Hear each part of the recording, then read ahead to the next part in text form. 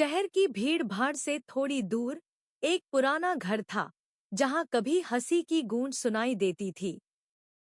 वही घर अब सन्नाटे में डूबा रहता था। उस घर की खिड़की पर अक्सर एक औरत बैठी मिलती, नैना। उसकी आंखों में गहरी थकान थी, जैसे उसने बहुत कुछ देखा हो, बहुत कुछ सहा हो। नैना की शादी को 5 साल हो चुके थे। शुरू शुरू में सब ठीक था। उसके पति आरव बहुत केयरिंग और हंसमुख थे। दोनों की जोड़ी सबको परफेक्ट लगती थी। लेकिन वक्त के साथ कुछ बदलने लगा। आरव के ऑफिस की जिम्मेदारियां बढ़ी और उनके बीच की बातें कम होने लगी। अब रोजमर्रा की छोटी छोटी बातों पर झगड़े होते। तुम कभी मेरी बात नहीं सुनते, तुम्हें बस अपने काम की पड़ी रहती है। ये शिकायतें हर दिन बढ़ती गईं। एक दिन गुस्से में आरव ने कहा, अगर इतनी ही तकलीफ है तो तलाक ले लो मुझसे।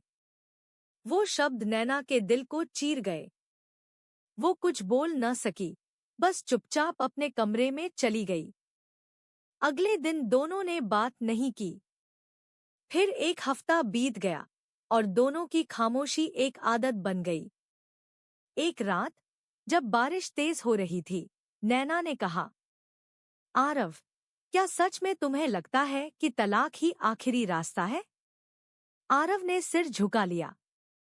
शायद हाँ, क्योंकि हम अब पहले जैसे नहीं रहे। बस उसी रात दोनों ने फैसला लिया, वे अलग हो जाएंगे। तलाक की तारीख तय हुई। कोर्ट में दोनों के चेहरे पर अजीब सी शांति थी।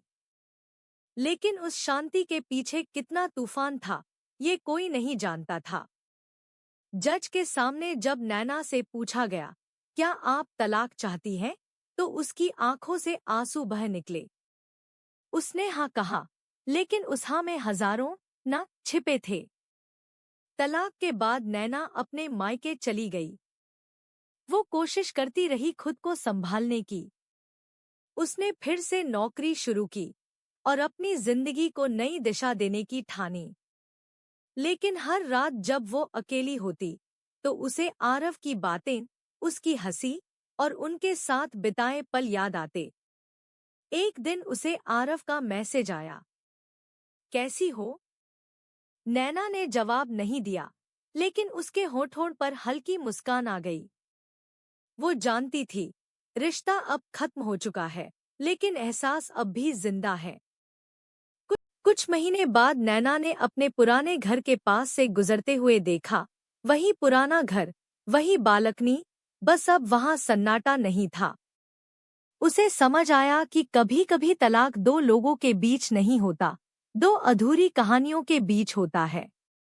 वो घर लौट आई और अपनी डायरी में लिखा शादी कागज पर लिखे नामों से नहीं चलती, वो चलती है विश्वास, धैर्य और बातचीत से।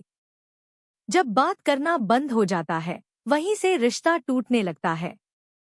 उसने अपनी डायरी बंद की और आसमान की ओर देखा। बारिश की बूंदें फिर गिर रही थी, ठीक उसी तरह जैसे उस रात गिरी थी, जब सब कुछ खत्म हुआ था। लेकिन इस बार नैना के चेहरे पर मुस्कान थी, क्योंकि अब वो समझ चुकी थी कि कभी कभी टूटना भी जरूरी होता है, खुद को फिर से जोड़ने के लिए। रिश्तों में प्यार बनाए रखने के लिए ईगो नहीं, इंसानियत जरूरी है। तलाक हमेशा अंत नहीं होता, कभी कभी वो एक नई शुरुआत होती है, जहां इंसान खुद से फिर से मिलना सीखता है।